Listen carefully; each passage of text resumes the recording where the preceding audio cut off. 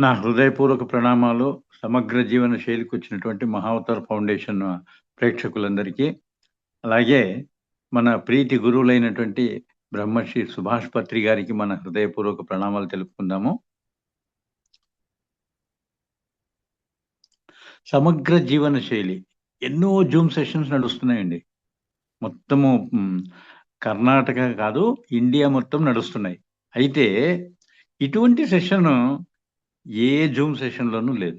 సమగ్ర జీవన శైలి అంటే మెడిటేషన్‌తో పాటు మనకు ఆరోగ్య విధంగా ఏమేమి చేయాలనో అవన్నీ చేపిస్తున్నారు ఈ ఫౌండేషన్ వాళ్ళు. హ్మ్. అది చాలా ఇంపార్టెంట్. మనం ఓవర్‌లుక్ చేయడానికి లేదది. ఎందుకంటే మనము ఈ చేసేటువంటి ధ్యానంలోన దైవశక్తి వస్తుంది మనకు. అయితే దానికి సపోర్ట్ ఇవ్వాలి కదా! దానికి సపోర్ట్ ఇచ్చేటువంటిదే మన యొక్క జీవన శైలి. ఏంటి?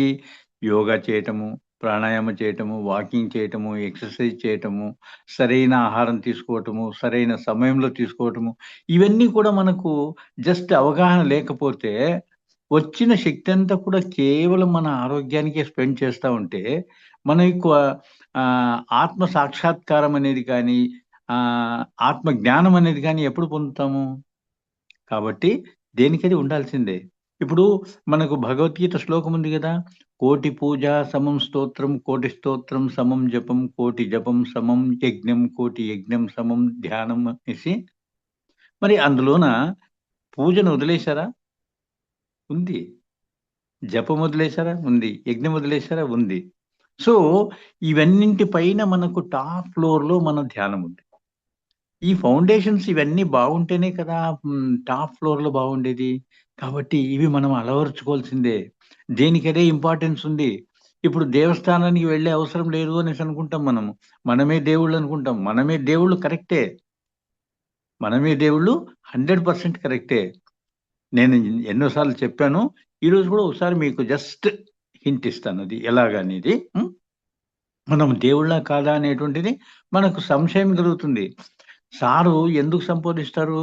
Dear friends, dear masters, dear gods అంటున్నారు. ఏ రోజైనా శిష్యులారా అనేసి సంబోధించినారా? లేదు. ఎందుకంటే ఆయనకు ఒక భావన ఏమంటే ఎవ్వరు కూడా శిష్యులు లేరు. అందరూ మాస్టర్సే. ఎందుకంటే మన పిరమిడ్ సొసైటీలో ప్రతి ఒక్కరికి కావాల్సినంత జ్ఞానాన్ని ఇస్తూ వెళ్లారు ఆయన. ఈ రోజుకున్నాయి మనకు. ఆయన స్పీచెస్ కావాలనేసంటే మనకు పీఎంసీలోకి వెళ్తే చాలు. సో, పీఎంసీలోకి వెళ్ళి పత్రి గారి స్పీచెస్ అనంటే కోకొల్లలు థౌసండ్స్‌లో ఉన్నాయి. మనం ఏ షార్ట్స్ తీసుకున్నా, ఏ వీడియోస్ తీసుకున్నా అన్నీ మనకు విశదంగా కంప్లీట్‌గా వాక్ శక్తి అనేసి, సంకల్ప శక్తి అనేసి, ధ్యాన ముద్ర అనేటువంటిది ప్రతి ఒక్కటి క్లియర్‌గా చెప్పాడు. హ్మ్. సో, అన్నీ ఉండాల్సిందే మనకు. ఇకపోతే మనకు dear friends, dear masters, dear God's కొద్దిగా ఎక్స్‌ప్లెయిన్ చేస్తాను. ఎందుకంటే కొత్త వాళ్ళు ఎవరైనా ఉంటే వాళ్ళకు అవసరమైతుంది. డియర్ ఫ్రెండ్స్ మనకందరూ ఫ్రెండ్స్ అయిపోయారు. మహావతార్ ఫౌండేషన్‌లో ఉన్నటువంటి ప్రతి ఒక్క ప్రేక్షక మహాశయుడు కూడా మా స్నేహితులే. మరి మేము చెప్పినటువంటివన్నీ మీరు విన్నప్పుడు మీరు కూడా మాస్టర్స్ అయిపోయారు. అయితే మనకొచ్చే సంశయం ఏంటంటే డియర్ గాడ్స్ మనమెలా భగవంతులైతాము అనేటువంటిది. ఖచ్చితంగా మనం భగవంతులే. సత్యమే చెప్తారు ఎప్పుడు గురువుగారు. అసత్యం పలకరు. ఇప్పుడు చూడండి మన యాంకర్ అమ్మగారి దగ్గర జస్ట్ ఏదో ఒక నంబర్ రాసుకునేదానికి పెన్ అడిగాను ఇచ్చారు. నంబర్ రాసుకున్నాను. వాపస్ ఇచ్చేటప్పుడు ఏమని అంటాము? థాంక్స్ అంటాము. మీలో ఒకరి దగ్గర ఏదో అవసరం ఉండి ఒక రూ. 100 కావాలన్నాము. రూ. 100 ఇచ్చారు. మనం ఏమంటాం ఇమ్మీడియేట్‌గా? దేవుడిలాగా సమయానికి సహాయం చేశారండి అనేసంటాం. రూ. 100కి దేవుడైపోయారు గదా! ఆ! మనల్ని ప్రతి ఒక్క క్షణం కాపాడేటువంటి వాళ్ళెవరు? పంచభూతాలైనటువంటి 5 తత్వాలు. ఏది? భూతత్వము, ఆకాశతత్వము, వాయుతత్వము, అగ్నితత్వము, జలతత్వము. ఈ తత్వాలే గదా! మరి ఈ తత్వాలు లేకుంటే మనము ఉండేదానికి అవుతుందా? అంటే ఫర్ ఎగ్జాంపుల్ ఒక్క నిమిషం గాలి లేకపోతే ఉండగలమా? ఒక పూట నీళ్ళు లేకపోతే ఉండగలమా? ఒక పూట ఆహారం లేకపోతే ఉండగలమా? మరి ఇవన్నీ ఎక్కడి నుంచి వస్తున్నాయి? ఈ పంచభూత అనేటువంటి 5 తత్వాల నుంచి మనకొస్తున్నాయి. అవునా? ఇప్పుడు చూడండి, ఒక మామిడి విత్తనం నాటినాం. ఆపిల్ వస్తుందా? సపోటా వస్తుందా? మామిడే కదా! అలాగే ఒక సపోటా విత్తినాం. ఆపిల్ రాదు. సపోటానే వస్తుంది. మరి ఆ ఉదాహరణ తీసుకున్నప్పుడు, ఇప్పుడు మన రంగనాథ్ సార్ గారికి, రంగనాథ్ గారికి, సార్ మీ నాన్నగారి పేరు చెప్తారు. తాతగారి పేరు చెప్తారు.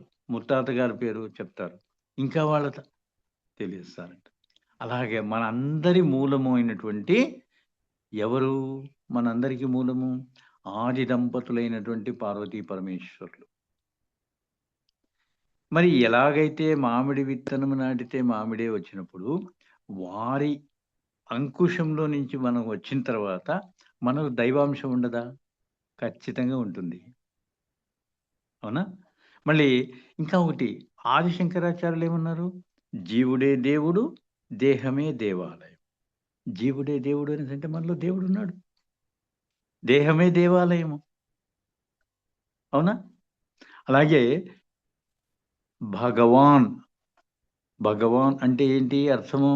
భగవంతుడు అని. భగవాన్‌లో ఏమున్నాయి? భ అంటే భూతత్వం ఉంది. గ అంటే గగనతత్వం ఉంది. వ అంటే వాయువు, అగ్ని తత్వాలున్నాయి. న అంటే నీటి తత్వం ఉంది. సో, ఈ 5 తత్వాలు భగవాన్ అనేటువంటి ఒక పదంలో ఉన్నప్పుడు, 5 తత్వాలు మనలో ఉన్నప్పుడు, మనం ఎందుకు భగవంతులు కాదు? ఖచ్చితంగా మనం భగవంతులే. అయితే మనకెందుకు సందేహం వస్తుంది అనంటే, ఆ భగవంతుడున్నటువంటి రీతిలో మనం లేము. ఆ భగవంతుడు అందరికీ ఒక్కడే. అందరిని అలాగే చూసుకుంటాడు. బట్ మీరు మా ఫ్యామిలీ, మా కొడుకు, మా కూతురు, మా నాన్న, మా అమ్మ, మా తాత, మా చెల్లెలు, మా తమ్ముడు, ఈ మా ఫ్రెండ్స్ ఇక్కడి వరకే మీ పరిధి. మరి ఈ పరిధిలో ఉన్నప్పుడు అందరిని ఎలా చూస్తారు? అదే పత్రి గారు బీదవాడైనా, ఆ! ఏ జాతి వాడైనా, ఎక్కడ ఎవరు కనపడినా కూడా విష్ చేస్తాడు, మాట్లాడిస్తాడు, ప్రేమగా ఆదరిస్తాడు. మరి ఆ తత్వాన్ని మనం కలిగి ఉంటే మనం ఎందుకు భగవంతులు కాదు?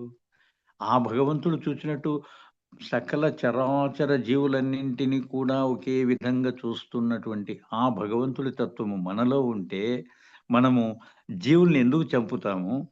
వాటి మాంసాన్ని ఎందుకు తింటాము చెప్పండి? ఆ! సో, మనం భగవంతులు కావాలంటే ఫస్ట్ వెజిటేరియన్ కావాలి.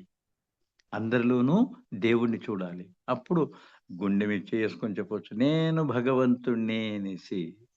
అదే మన గురువుగారు మనకు నేర్పించినటువంటిది. మన మహావతార్ ఫౌండేషన్ వాళ్ళు గూడా చెప్పేది అదే అన్నమాట. మనం భగవంతులే. మనము శాకాహారులమే. మన శరీరం కూడా అదే విధంగా తయారు చేయబడింది. మనకు కూర పండ్లు లేవు. మన ప్రేవులు, పెద్ద ప్రేవులు గాని, చిన్న ప్రేవులు గాని జస్ట్ ఎంతున్నయి? ఒక 3 మీటర్ల దాకా ఉన్నాయి. అదే నీకు నాన్ వెజిటేరియన్ తినేటువంటి పులి కానీ, మళ్ళీ కుక్క కానీ వీటన్నింటిని తీసుకుంటే జస్ట్ 3 అడుగులే. అంటే 10 టైమ్స్ మనది పెద్దది. ఇంత ప్రాసెస్ జరిగేదానికి ఎంతో సమయం పడుతుంది గదా! నీళ్ళెలా తాగుతుంది? క్రూరమృగాలు నోటితో తాగుతాయి. నోటితో తాగుతాయా? నాలుకతో తాగుతాయి. మనము గ్లాస్ ఎత్తుకొని తాగుతాం. ఆవు నోటితో తాగుతుంది. ఆ! మేక నోటితో తాగుతుంది. కానీ అవి మాత్రం అబ్జర్వ్ చేయండి, నాలుకతో తాగుతాయండి. వాటి నాలుక యొక్క పదును ఎలా ఉంటుంది? అంత రఫ్‌గా ఉంటుంది. మన నాలుక అలా ఉంటుందా? ఉండదు. సో, ఈ విధంగా చాలా ఉన్నాయి. కానీ అదే ఒక సెషన్ తీసుకున్నప్పుడు మనం నాన్ వెజిటేరియన్ ఎందుకు తినకూడదు అనేటువంటిది చెప్పుకుంటాం. హ్మ్. ఇకపోతే గురువుగారు మనకు ధ్యానానికి ఎంత ఇంపార్టెన్స్ ఇచ్చారంటే మీకందరికీ తెలిసిందే కదా! ఆ! ధ్యానానికి ఎంత ఇంపార్టెన్స్ ఇచ్చారు? దానిలో కూడా ఏ విధంగా చేయాలి? చేస్తే ఏమవుతుంది? చేస్తే ఏమవుతుంది? మనలో ఉన్నటువంటి ఒత్తిడి, టెన్షను ఇవన్నీ వెళ్ళిపోతాయి. ఈ టెన్షను, ఒత్తిడి ఎప్పుడైతే వెళ్ళిపోతుందో ఏం మిగులుతుంది? పీస్ ఆఫ్ మైండ్, ప్రశాంతత, నెమ్మది. సో, అవి ఉంటే ఇంకేముంది? ఆరోగ్యం ఉన్నట్టే. ఆరోగ్యం ఉంది అనంటే ఆనందమే ఆనందం. సో, అల్టిమేట్ ఆనందాన్ని మనం పొందాలనంటే ఈ ధ్యానం చేయాలి. మరి ఎంతసేపు చేయాలి? గురువుగారు ఒక జస్ట్ చిన్న నియమం పెట్టినారు. ఏమని? మీ వయసెంతుందో అంత మాత్రమైనా కనీసం ప్రొద్దున, రాత్రి చేయండి అని. చేయలేమా అంత మాత్రం? హ్మ్. మనం 20, 30 సంవత్సరాల వాళ్ళు ఓకే. అరగంట, 20 నిమిషాలు చేస్తామనుకుంటాం. కానీ సీనియర్స్ 60 ఏండ్లు, 60 ఏండ్లు పైబడినవాళ్ళు 60 నిమిషాలు, 70 నిమిషాలు కూర్చోవాలనా మేము? మా చేత ఎలా అవుతుంది? మాకు అలవాట్లేదు కదా! యెస్. అలవాట్లేదు. ఓకే. 20 నిమిషాలు చేయండి. ఒక 5 రోజులు ప్రాక్టీస్ తర్వాత 25 నిమిషాలు. ఇంకో 5 రోజుల తర్వాత 30 నిమిషాలు. ఈ విధంగా ఒక నెల, నెలన్నర లోపు మన వయసు ఎంతుందో అంతసేపు కూర్చునేదానికి మన శరీరం సహకరిస్తుంది మాస్టర్స్. అంతే సింపుల్. వితిన్ 1 మంత్ మనం పూర్తిగా మాస్టర్ అయిపోతాం. అయితే కూర్చునే విధానము, ఎప్పుడు చేయాలి? ఇవన్నీ తెలుసుకోవాలి గదా! మరి ఎప్పుడు చేయాలి? 24 గంటల్లో ఎప్పుడైనా చేయొచ్చు. 24 గంటల్లో మనకి ఎప్పుడు వీలుంటే అప్పుడు చేసుకోవచ్చు. ఎక్కడ చేయాలి? ఎక్కడైనా చేసుకోవచ్చు. ఇలా జూమ్ సెషన్‌లో చేసుకోవచ్చు. మనం సింగిల్‌గా చేసుకోవచ్చు. మాస్‌గా చేసుకోవచ్చు. కొండపైన చేసుకోవచ్చు. అడవిలో చేసుకోవచ్చు. ఎక్కడ కావాలంటే అక్కడ మనం చేసుకోవచ్చు. సో, ఆ వెసులుబాటు మనకు గురువుగారు కల్పించారు. ఇకపోతే ఎలా కూర్చోవాలి? సుఖాసనంలో. వజ్రాసనము, పద్మాసనము కొంచెం కష్టమైనవి కొత్త వాళ్ళకు, అలవాటు లేని వాళ్ళకు ఎంత కష్టమైతుంది? ఆ! అలవాటు లేని వాళ్ళకు ఆసనాల్లో కూర్చోవాలంటే ఒక 5 నిమిషాల్లోన చాలా అయిపోయింది. మళ్ళీ చూద్దాంలే అని అనుకుంటాం. అదే సుఖాసనంలో కూర్చుంటే హ్యాపీగా నిద్రపోయినట్టుగా ఉంటుంది. కానీ మన అలవాటు మీద ఖచ్చితంగా మనం ధ్యానమే చేస్తాం. హ్మ్. తెలుస్తుంది అప్పుడే. మనం ధ్యానం చేస్తున్నామా, నిద్రపోతున్నామా అని. Nothing to worry. ఒకవేళ నిద్రపోయినామనుకో, ఆ రోజు మన శరీరానికి రెస్ట్ అవసరమై ఉంటుంది. అందువల్ల నిద్ర వచ్చుంటుంది. అంతేగాని మన కాన్షియస్‌లోన, మన ఏకాగ్రతలోన మనము దానికై కూర్చున్న తర్వాత ఖచ్చితంగా ధ్యానం జరుగుతుంది. మాస్టర్స్ అది లేకపోతే ఇంతమంది ఇన్ని రోజుల నుంచి, ఇన్ని సంవత్సరాల నుంచి ఎలా చేస్తారండి? సుమారు 40, 50 సంవత్సరాల నుంచి. ఇకపోతే ఆయన యొక్క జీవన చరిత్ర చదవలేదంటే చదవండి. ఎలా చేసుకొనొచ్చారో ధ్యాన ప్రచారం గురించి మనకన్నీ రెడీగా ఉన్నాయి. ఇట్లా జూమ్ సెషన్స్ ఉన్నాయి. మళ్ళీ ఎక్కడ కావాలంటే అక్కడ పిరమిడ్స్ ఉన్నాయి. ఎక్కడ కావాలంటే అక్కడ చేసుకునేదానికి మనకు తోడున్నారు చాలామంది. ఆ రోజు ఆయన ఒక్కరే ఎంత విశదీకరించినారో చూడండి ధ్యానం గురించి. ఇక కూర్చునేటువంటిది పొజిషన్ ఏంటి? కాళ్ళు, చేతులు క్రాస్ చేసుకోవాలి. కళ్ళు మూసుకొని శ్వాసను గమనించాలి. కొంతమందికి ఎందుకు ధ్యాన ముద్ర ఇలా ఉన్నప్పుడు మీరెందుకు ఇలా చేసుకోవాలి? యెస్. గురువుగారు కూడా అలాగే చేశారు. ధ్యాన ముద్ర ఇదే అనేసి ఆ విధంగా చేస్తున్నప్పుడు అయితే ఒకటి ఇక్కడ గమనించుకోవాల్సిన విషయం ఏమిటంటే మనమొచ్చేసి నార్మల్ పీపుల్. ఆయన స్పెషల్. ఏ విధంగా? ప్రతి పనిని అబ్జర్వ్ చేసేవాడు. ధ్యానం చేస్తున్నాం. అబ్జర్వ్ చేసేవాడు. శక్తి ఎలా వస్తా ఉంది? ఎలా శరీరమంతట పాకుతోంది. ఇదంతా కూడా గమనించుకున్నాడనమాట. ఆ గమనించినప్పుడు ఏమైంది, ఒక 10% శక్తి చేతుల నుంచి వెళ్ళిపోతుంది. కాళ్ళు క్రాస్ చేయలేదు 10% కాళ్ళ నుంచి వెళ్ళిపోతుంది. కళ్ళు తెరిచాము 80% వెళ్ళిపోతుంది. సో, ఈ 3 లాక్ చేస్తే 100% శక్తి మనలోనే ఉంటుంది గదా! అనే ఉద్దేశంతోటి ఈ స్టెప్స్ చెప్పారనమాట. కాబట్టి మనం వేరే ధ్యానం చేసేటప్పుడు గాని, జపం చేసేటప్పుడు గాని ఇలా చేసుకుందాము. అయితే ధ్యానం చేసేటప్పుడు మాత్రం చేతి వేళ్ళు కలుపుకొని, కాళ్ళు క్రాస్ చేసుకొని కూర్చుందాం. హ్మ్. ఇకపోతే ధ్యానం అయిపోయింది. జనరల్‌గా కొత్త వాళ్ళైతే ఏం చేస్తారు? కళ్ళు జంటని తెరుస్తారు. తెరిస్తే ఏమైతుంది? మనలో వచ్చినటువంటి ఆ శక్తి అంతా కూడా కళ్ళ ద్వారా వెళ్ళిపోతుంది. అందుకనే గురువుగారు ఏమన్నారు? జస్ట్ ధ్యానం ముగించిన తర్వాత 2 చేతులు విడదీసుకొని రబ్ చేయకుండా చేతులు కళ్ళ మీద పెట్టుకోండి. ఒక 5 సెకన్ల పాటు అలా ఉంటే, మనకొచ్చినటువంటి శక్తి అంతా కూడా శరీరంలోకి వెళ్ళిపోతుంది. అప్పుడు నిదానంగా మన చేతులను చూస్తూ కళ్ళు తెరవమన్నాడు. చేతుల్నే చూస్తూ ఎందుకు కళ్ళు తెరవమన్నాడు? మనం ఇంతసేపు ధ్యానం చేసినప్పుడు ఈ చేతి వేళ్ళకు కూడా కొద్దిగా శక్తి వచ్చుంటుంది.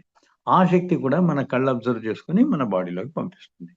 అందువల్ల ఆ స్టెప్స్ మనం ఖచ్చితంగా ఫాలో కావాలా?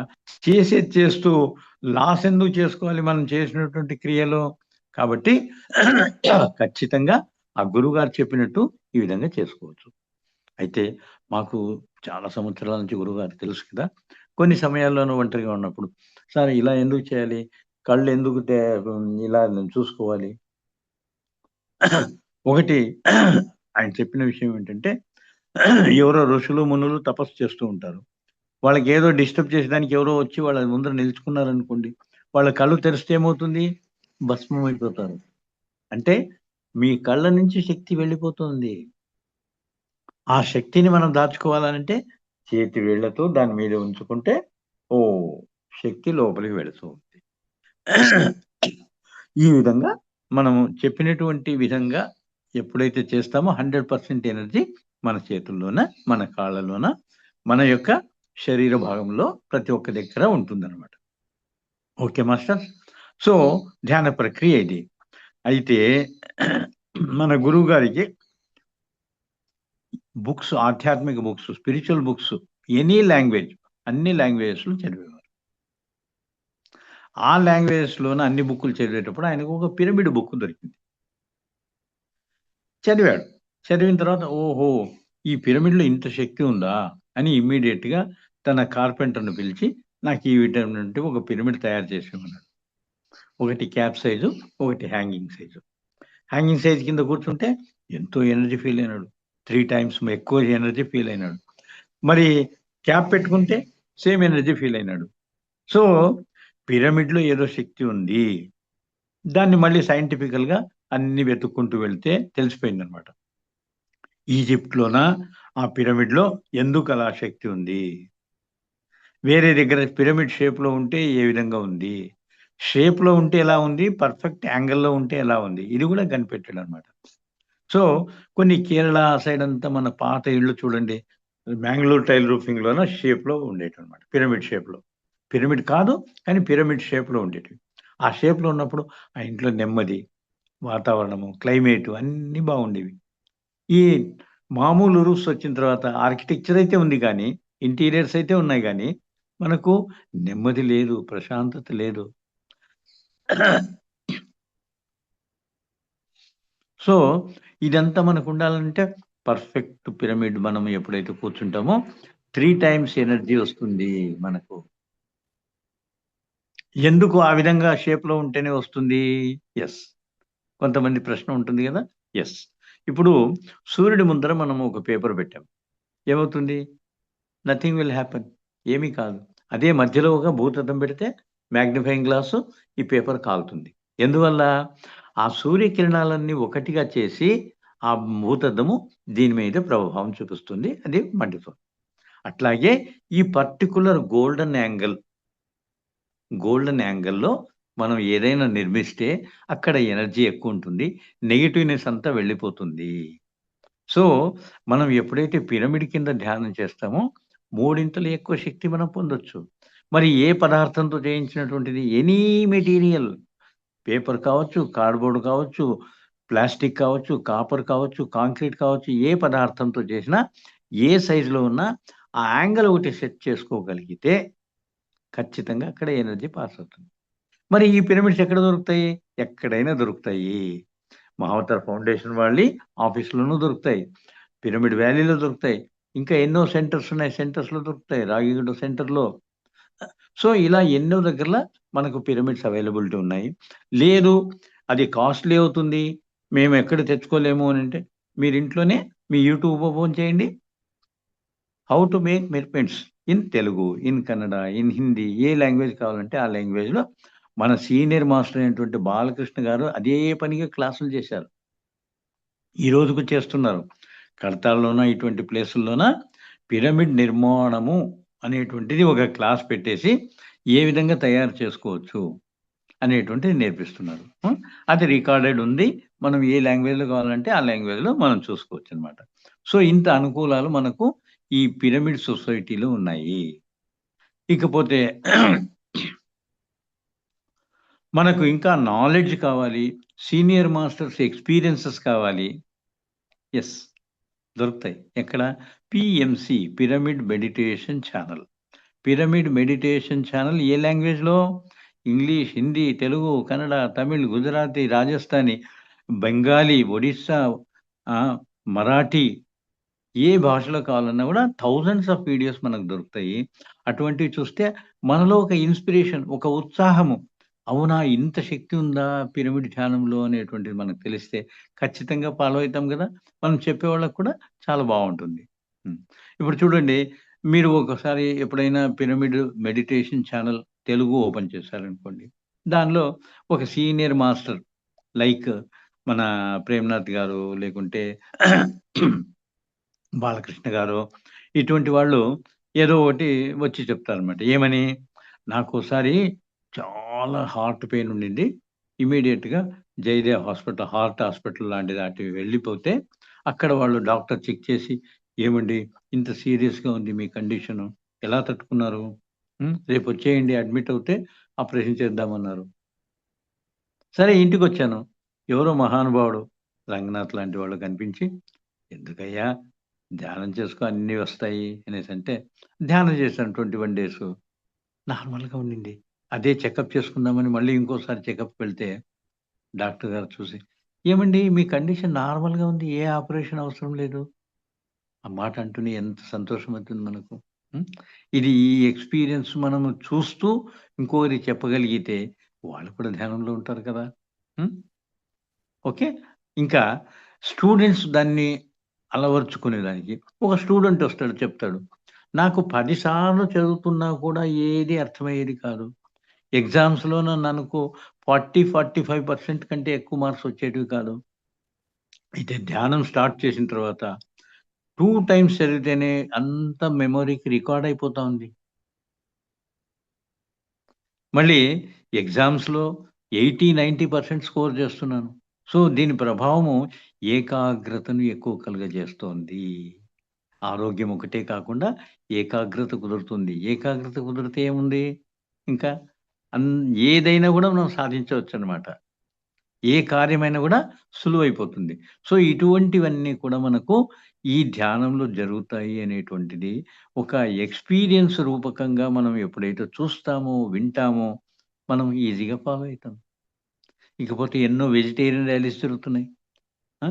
వెజిటేరియన్ ర్యాలీస్‌లోన మనం అనుకుంటాం, ఏమండి ఎక్కడనో జరుగుతాయి. మనం వెళ్ళేదానికి అంతమంది వీలైతుందా? అక్కడ ఏదో 50 మంది ఉంటారు, 100 మంది ఉంటారు. 50 మంది, 100 మంది మన కంటికి కనిపించేటువంటి మాస్టర్సే. అయితే హాస్టల్ మాస్టర్స్ థౌసండ్స్ కొద్దీ. మరి ఈ జంతువుల యొక్క ఆత్మలు దాన్ని చూస్తూ ఉంటాయి. ఎంతో సంతోషపడుతూ ఉంటాయి. మా గురించి ఈ పిరమిడ్ మాస్టర్స్ ఎంత కష్టపడుతున్నారు. ఆ! అందరికి అవేర్‌నెస్ తెస్తున్నారు. హ్మ్. వాళ్ళలో ఒక జాగృతను తెస్తున్నారు. నాన్ వెజిటేరియన్ ఎందుకు తినకూడదు అనేటువంటిది, అనేటువంటి సంతోషం వాటిల్లో ఉంటుంది. ఇది పెద్ద పెద్ద మాస్టర్స్‌కు బాగా అంటే ఏమి ధ్యానంలో పరిపక్వమైనటువంటి వాళ్ళకు ఆ స్వరూపాలు కూడా ఆత్మ స్వరూపాలు కూడా కనిపిస్తాయండి. హ్మ్. ఎంత సంతోషమైతుంది. సో, ఇవన్నీ కూడా మనకి ఈ ధ్యానంలో జరుగుతాయి. హ్మ్. ఇకపోతే మనకు ఆరోగ్యము, సమగ్ర జీవన శైలి ఇవన్నీ ఎందుకు తప్పుతున్నాయి? ఇంతకు ముందున్నట్టుగా ఎందుకు లేదు ఇప్పుడు ప్రపంచము? యెస్. ఎందుకు లేదు అనంటే, మనము దారి తప్పినాము. దారి ఎలా తప్పినాము? మోడర్నైజేషన్. అటు వెస్టర్న్ సిస్టమా? కాదు మనకి.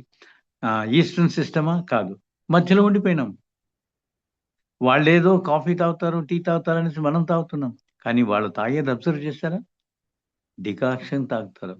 చక్కెర వేసుకోరు, పాలు వేసుకోరు. దానిలో కొద్దిగా ఎనర్జీ ఉంటుంది. అయితే మనము నాలుక టేస్ట్ కోసము పాలు, చక్కెర వాడినప్పుడు దానిలో ఉన్నటువంటి పవర్ పోతుంది. కెఫెయిన్ యొక్క పవరే మనకొస్తా ఉంది కానీ, కెఫెయిన్ అనేసంటే స్లో పాయిజన్. ఏదో ఒక్కసారి, 2 సార్లు అనంటే పర్వాలేదు గానీ, పొద్దుగూకులు తాగుతూనే ఉంటారు గదా! వాళ్ళకి చాలా ఇబ్బందయితుంది మాస్టర్స్. హ్మ్.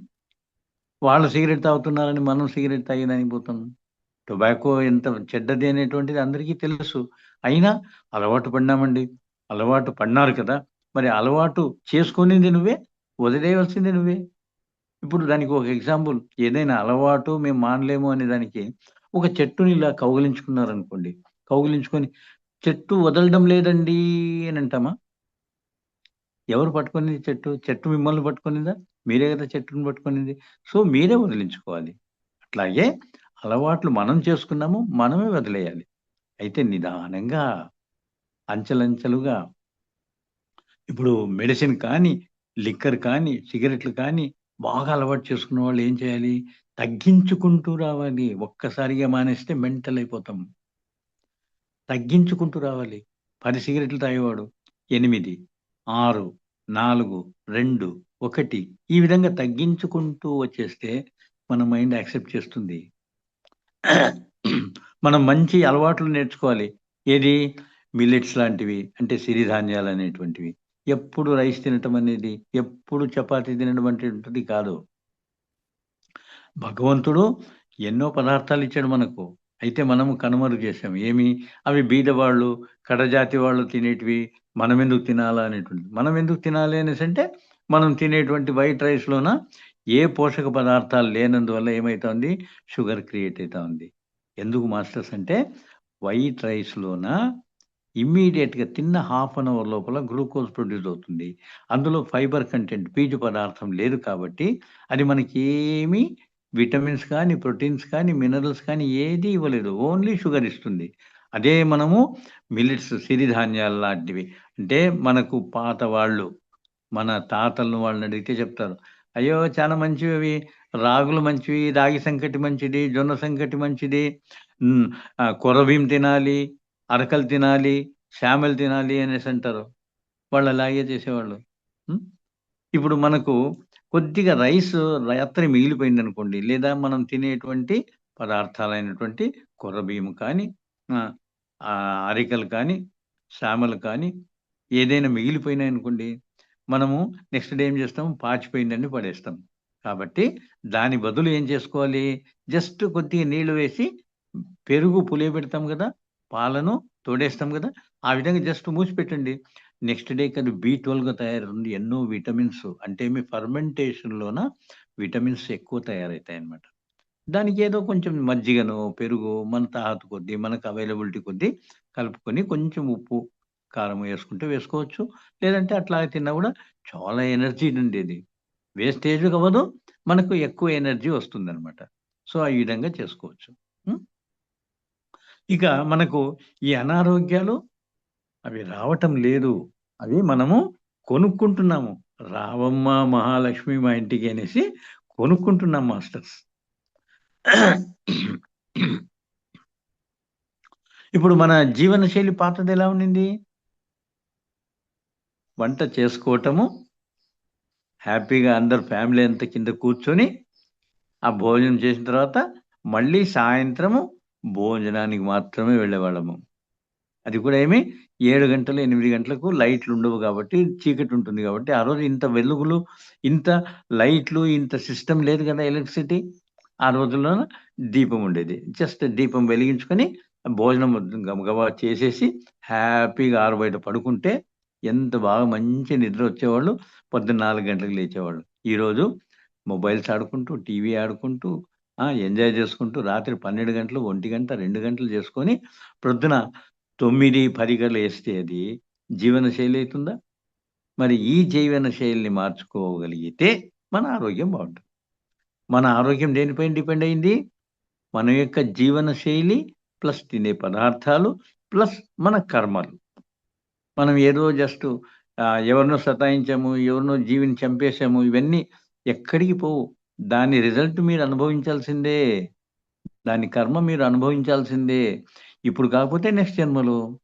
ఇప్పుడు ఈ జన్మలో మనం బాగున్నాము అనేసంటే పిరమిడ్ మాస్టర్స్ అయ్యామంటే ఏంటి? లాస్ట్ జన్మలో మనం కూడా ఏదో ఋషుల మాదిరిగా, మునుల మాదిరిగా ఏదో సత్ప్రవర్తన కలిగినటువంటి వాళ్ళుగా ఉన్నాం కాబట్టే, మనం ఈ పిరమిడ్ సొసైటీలోకి, ఈ ధ్యానానికి రాగలిగాం. మరి ఇప్పుడు కూడా మనము ఇంకా నాన్ వెజిటేరియన్ తినుకుంటూ, ఏదో ధ్యానం చేస్తున్నాం పోతుందిలే అని అనుకుంటే మాత్రం దాని కర్మ అనుభవించాల్సిందే. ఖచ్చితంగా. మనం అనుకుంటాము.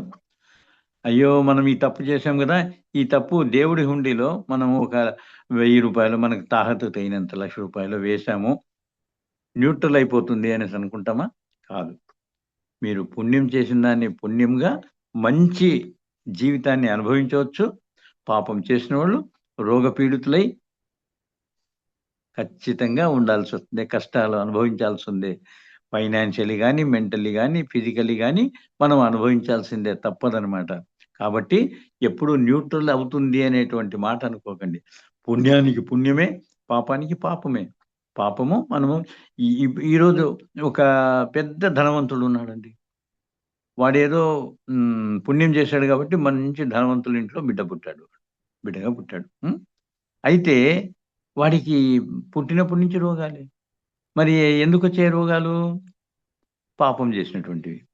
ఆ పుణ్యం కోసము ధనవంతుల ఇంట్లో పుట్టాడు. పాపం కోసము రోగాలు అనుభవిస్తున్నాడు. కాబట్టి మనకు 3 ఉన్నాయి. జీవన శైలి, ఆహారపు అలవాట్లు, మన యొక్క కర్మలు. మనం ఈ కర్మలు ఈ జన్మలో మనం చేసుకుంటే, ఈ జన్మలోనే కొన్ని అనుభవించొచ్చు. లేదా కొన్ని నెక్స్ట్ ఇంకో మంచి జన్మ తీసుకొని అక్కడ అనుభవించొచ్చు. కాబట్టి మనము కర్మల్ని వదిలేస్తే, మన ఈ జీవన శైలి, ఫుడ్ హ్యాబిట్స్ మనం కంట్రోల్ చేసుకోవచ్చు గదా! ఆహారపు అలవాట్లు. హ్మ్. ఆహారపు అలవాట్లు ఈరోజు ఎలా ఉన్నాయి? అన్నీ సొఫిస్టికేటెడ్. హ్మ్. ప్రతి ఒక్కటి పిజ్జాలు, బర్గర్‌లు ఇంతకుముందు ఉండేటివా? ఉండేటివి కాదు. చిప్స్ ప్యాకెట్స్ ఉండేటివా? ఉండేటివి కాదు. కుర్కురేలు ఉండేటివా? ఉండేటివి కాదు. ఇవన్నీ కూడా మనము తేలికగా అంటే ఏ కష్టం లేకుండా తీసుకోవచ్చు అనేటువంటి భావన ఎప్పుడైతే మనలో వచ్చిందో మన జీవన శైలి నాశనం అయిపోయింది. ఎప్పుడు కూడా పదార్థాలు అప్పటికప్పుడే వండినటువంటివి, అప్పటికప్పుడే తయారైనటువంటివి ఉంటే మీ ఆరోగ్యం మీ చెంతనే ఉంటుంది. మనకు ఎంతోమంది చెప్తారు డాక్టర్స్ గాని, ఇంకా తెలిసినటువంటి వాళ్ళు గాని, క్యారెట్ తింటే కంటికి మంచిదయ్యా, టమోటా తింటే గుండెకి మంచిదయ్యా, ఇవన్నీ చెప్తారు. యెస్, కరెక్టే. అయితే దానిలో అర్థం ఏంటంటే, ఆ పదార్థంలోన అవి పుష్కలంగా ఉన్నాయి. కానీ మనం ఏం చేస్తున్నాము? దాన్ని అలాగే తింటున్నామా? తీసుకొని పోయి కుక్కర్‌లో వేస్తున్నాము. లేకుంటే ఆయిలేసి ఫ్రై చేస్తా ఉన్నాము. ఆ! ఏమైతుంది? 95% దానిలో ఉన్నటువంటి ఆ శక్తి గుణాలన్నీ కూడా ఆవిరైపోతున్నాయి. చచ్చిపోతున్నాయి. ఓన్లీ 2-5% మాత్రమే మనకు దక్కుతున్నాయి. మరి వాళ్ళు చెప్పినారు కంటికి క్యారెట్ మంచిదని. నేను క్యారెట్టు పలావ్ చేసుకుంటున్నాను. క్యారెట్ ఫ్రై చేసుకుంటున్నాను. క్యారెట్ కర్రీ చేసుకుంటున్నాను. క్యారెట్ జ్యూస్ చేసుకుంటున్నాను. ఏం ప్రయోజనం ఉంది? దానిలో అంతా చచ్చిపోయింది గదా! హ్మ్. ఇప్పుడు దానికి చిన్న ఉదాహరణ చూడండి. ఇప్పుడు మన సైజు కుక్కర్ మనం తయారు చేసి, మనం కుక్కర్‌లో కూర్చుంటే, స్టవ్ వెలిగిస్తే ఏమైపోతాం మనము? చచ్చిపోతాం. అవునా? మరి ది సేమ్ థింగ్ అది హ్యాపెనింగ్ అయితా ఉంది అక్కడ. క్యారెట్‌ను లేకుంటే టమోటాను గాని, ఉల్లిగడ్డను కానీ ఎప్పుడైతే మీరు ఫ్రై చేస్తారో, ఎప్పుడైతే ఉడకబెడతారో దానిలో ఉన్నటువంటి విటమిన్స్, ప్రోటీన్స్ అన్నీ చచ్చిపోతున్నాయి. మనము కేవలం ఒక పిప్పి ఏదో ఒక సాటిస్ఫాక్షన్‌కు, టేస్ట్ కోసము, ఈ నాలుక టేస్ట్ కోసము అవన్నీ వేసుకొని తింటున్నాము. ఏమీ ప్రయోజనం లేదు. ఇప్పుడు చూడండి హ్మ్. ఎవరైనా కొంచెము జబ్బు ఎక్కువ పడి మరి పూర్తి నిత్రాణం అయిపోయినప్పుడు అన్ని హాస్పిటల్స్ తిరిగి నేచురోపతికి వెళ్తామండి అనేసి. అంటే నేచురో క్యూర్‌లో వెళ్తే వాళ్ళేం చేస్తున్నారు? స్టీమ్‌లో ఉడికించినటువంటి కూరగాయలు ఏది వండినటువంటి పదార్థం పెట్టకుండా 15 రోజులు, నెల రోజులు మిమ్మల్ని ఉంచుకునేటప్పటికి బాగా శక్తివంతంగా రోగాన్ని అక్కడనే వదిలేసి వచ్చేస్తున్నాం. మరి అది మనం ఇంట్లో కంటిన్యూ చేస్తున్నామా? చేయటం లేదు. ఎందుకు? సంఘము. మన ఇంట్లో వాళ్ళు రాలేదు మనతో పాటు నేచర్ క్యూర్‌కు. మనం ఒక్కరే వెళ్ళాము. మనం ఒక్కరి కోసం ఆ! తినవయ్యా ఏం పర్వాలేదులే అనేటప్పటికి మనం తినేస్తాం. మళ్ళీ స్టార్ట్. సో, ఈ విధంగా మనం ఎప్పుడైతే నేచర్ క్యూర్‌లోనే ఏ విధంగా మనం బాగుపడినామో, కేవలము వంట చేయకుండా తినేటువంటి పదార్థాలు ఏవైతే ఉన్నాయో, అవి అట్‌లీస్ట్ ఒక్క పూటైనా మనం తినగలిగితే మన ఆరోగ్యం బావుంటుంది. జీవనశైలి హ్యాపీగా అందరూ కూర్చొని తిన్న తర్వాత ఇంక మళ్ళా నెక్స్ట్ ఇంట్లో అమ్మ వంట చేస్తేనే. కానీ ఈరోజు అడుగు తీసి అడుగు బయట పెడితే బేకరీలు, హోటల్స్‌లు, చాయ్ హోటళ్ళు, కాఫీ హోటళ్ళు ఇవన్నీ. ఇమ్మీడియేట్‌గా మన ఈ ముక్కేం చేస్తుంది? ఆ వాసన చూసిన వెంటనే నాలుకకు సిగ్నల్ ఇస్తుంది. ఎందుకు ఇది టేస్ట్ చేయకూడదు? యెస్. టేస్ట్. ఆ టేస్ట్ ఎప్పుడైతే మీరు చూసుకున్నారో, మళ్ళీ మరుసటి రోజు అక్కడికే వెళ్తాము. అదే పదార్థం తినాలనిపిస్తుంది. దీంట్లో కూడా ఇంకా ఏంటి? మిమ్మల్ని అట్రాక్ట్ చేసేదానికి ఆ పదార్థాల్లోన మీ నాలుకకు అనుగుణమైనటువంటి టేస్ట్ కలిగించేటువంటి పదార్థాలు. అవి జస్ట్ స్లో పాయిజన్. అజినోమోటో అనేటువంటి ఒక పదార్థము. మనకు తెలియదది. మీరు దీంట్లో అడగండి. ఏది మాల్స్‌లో అడగండి. అజినోమోటో అనేసి ఇస్తారు ప్యాకెట్స్. Slow poison. ఎక్కడ పానీపూరి ఉన్నా, ఎక్కడ పిజ్జాలున్నా, ఎక్కడ బేకరీలున్నా ఈ పదార్థంతోటే మనకు వాళ్ళు ఆహ్వానిస్తున్నారు. మా దగ్గరికి రండి చాలా టేస్టీగా పెడతాము అనేసి. ఆ పదార్థం కలిపితే నాలుకకు టేస్ట్ కలిగించేటువంటి రసాలు దాంట్లో ఉంటాయి. కొన్ని రోజుల కిందట ఈ మ్యాగీ నూడిల్స్ అనేటివి వచ్చాయి గదా! 2 మినిట్స్ మ్యాగీ నూడిల్స్. అవి వచ్చేటప్పటికి మన అమ్మలకు, అక్కలకు చాలా సంతోషమైపోయింది. ఎందుకు? 2 నిమిషాలు ఊరికే ఉడికిచ్చేస్తే అయిపోయింది. దాంట్లోనే అన్నీ ఉంటాయి మసాలాలు, గిసాలాలు. నీళ్ళలో ఏయటము, 2 నిమిషాలు వేడి చేయటము, బాక్స్‌లో నుంచి బిల్లోళ్ళకివ్వటము. భర్తకివ్వటం. మనము తినేస్తే అయిపోయింది. ఆ రోజు వంట అయిపోయింది. ఈ విధంగా దాంట్లో ఏముందండి? చెప్పాలంటే చాలా ఆశ్చర్యంగా ఉంటుంది. అయినా తెలుసుకోండి. దాంట్లోన పంది మాంసం యొక్క రసం కలుపుతారు నూడిల్స్‌లో.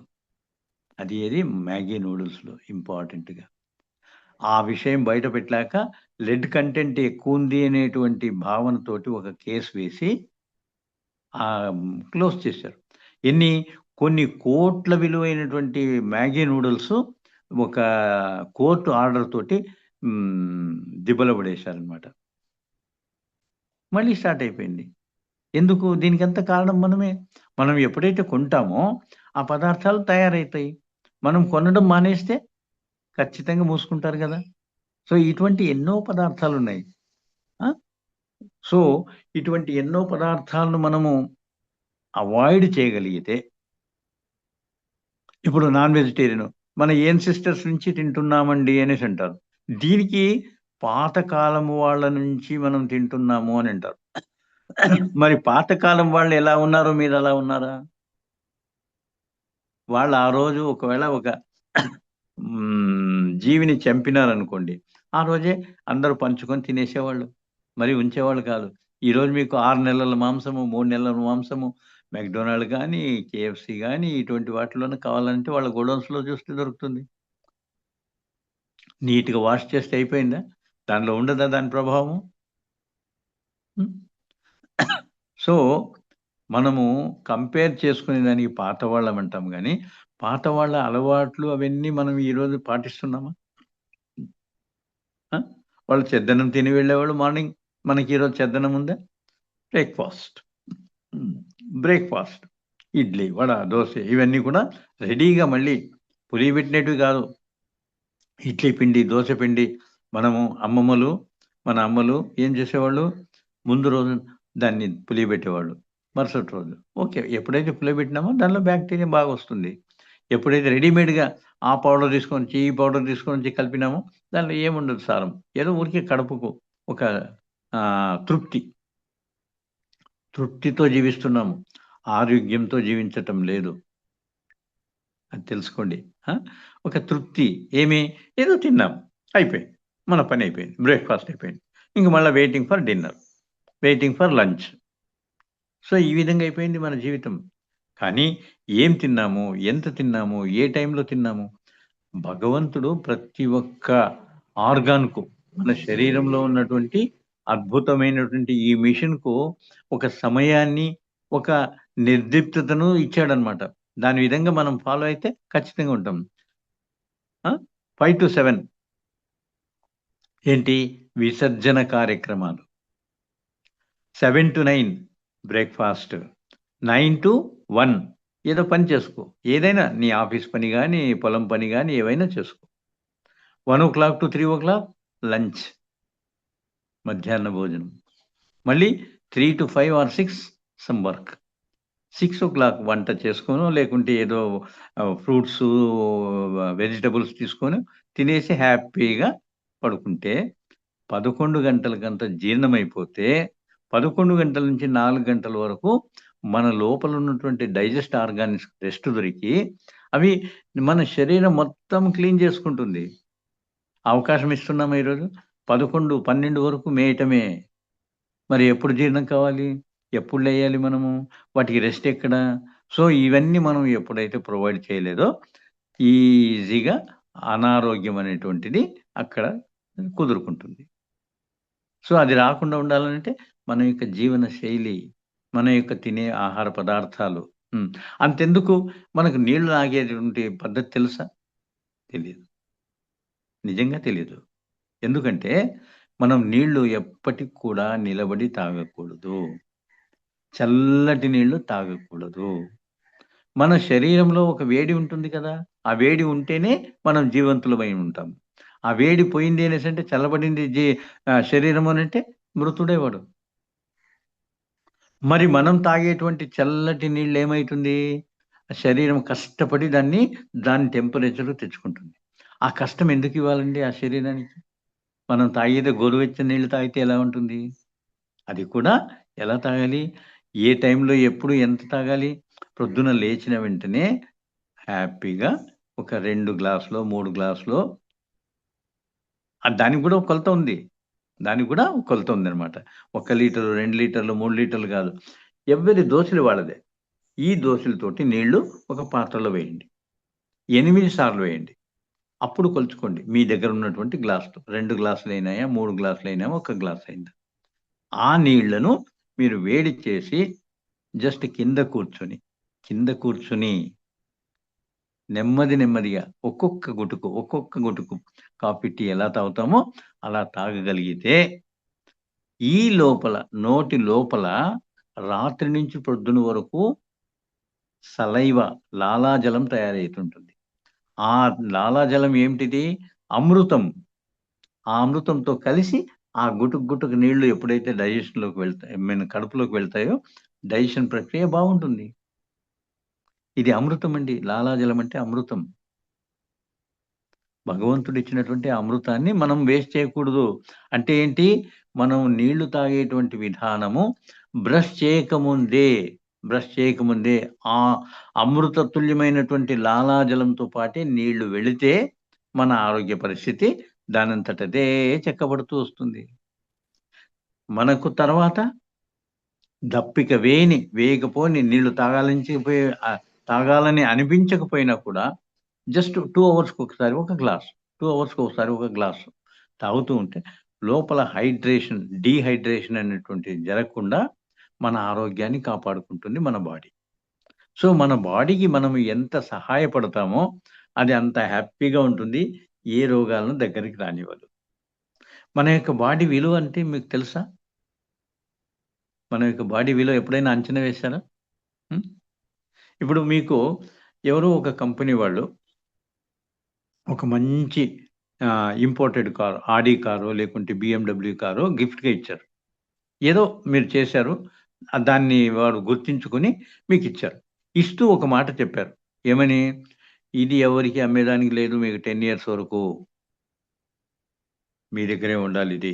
ఆ కండిషన్ మీద ఇచ్చారనమాట. మరి మన యొక్క ఫైనాన్షియల్ స్టేటస్ దాన్ని నడిపేటువంటి అంత తాహత మనకు లేదనుకోండి. ఏం చేస్తాము? ఇంటి ముందర దానికి ఒక గ్యారేజ్ చేసి, హ్యాపీగా దానికి ఒక కవర్ వేసేసి బాగా చూసుకుంటామనమాట. ప్రతి 15 రోజులకో, నెల రోజులకో జస్ట్ ఒకసారి ఒక రౌండ్. అంటే ఇంజిన్ మళ్ళీ స్టమ్ కాకుండా ఉండేదానికి ఒక రౌండ్ పోయొచ్చి, మళ్ళీ దాన్ని అలా ఉంచుతాం. ఎవరైనా దాన్ని ఏదన్నా తగిలారనుకోండి, ఎవరైనా ఇట్లా చేయి ముట్టారు. "ఏయ్! ఏంటిది? మా కారది" అనే మాట అంటున్నాం. ఎంతవుతుందండి ఆ కారు? ఓ 50,00,000 1,00,00,000 కావచ్చు. హ్మ్. ఓకే. అది జనాలను. ఇప్పుడు మీ శరీరంలో ఉన్నటువంటి అవయవాలైనటువంటి ముఖ్యమైన అవయవాలు, లివర్ ట్రాన్స్‌ప్లాంటేషన్ కావాలంటే ఎంత అడుగుతారండి? ఓ 50,00,000 అడుగుతారు. కిడ్నీ ట్రాన్స్‌ప్లాంటేషన్ కావాలనంటే? రూ. 1,00,00,000 అడగొచ్చు. హార్ట్ ట్రాన్స్‌ప్లాంటేషన్ కావాలంటే ఒక రూ. 1,00,00,000 అడగొచ్చు. సో, ఈ విధంగా నీ శరీరంలో ఉన్నటువంటి ప్రతి కన్ను మొదలుకొని, నాలుక మొదలుకొని, లివర్ మొదలుకొని, ప్యాంక్రియాస్ మొదలుకొని ఇవన్నింటిని లెక్కేస్తే ఎంతవుతుందండి? కొన్ని కోట్లవుతుంది.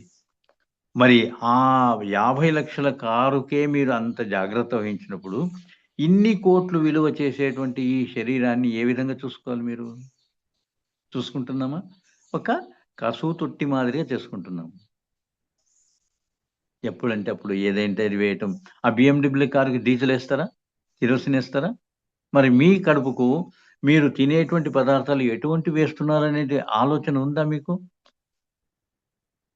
సో, ఆ ఆలోచన, ఆ జ్ఞానం మీకుంటే మీ శరీరాన్ని ఏ విధంగా చూసుకుంటారో చూడండి. హ్మ్.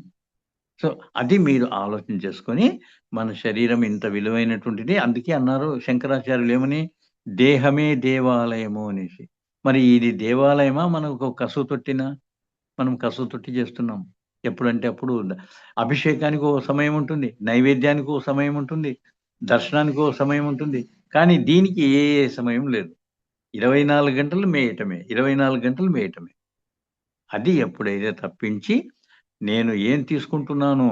ఎప్పుడు తీసుకుంటున్నాను? ఎలా తీసుకుంటున్నాను? అనేటువంటివి జ్ఞాపకంలో ఉంటే శరీరం బావుంటుంది. గుళ్ళోకి ఎప్పుడంటే అప్పుడు అనుమతిస్తారా? ఎప్పుడంటే అప్పుడు అభిషేకం జరుగుతుందా? నో. హ్మ్.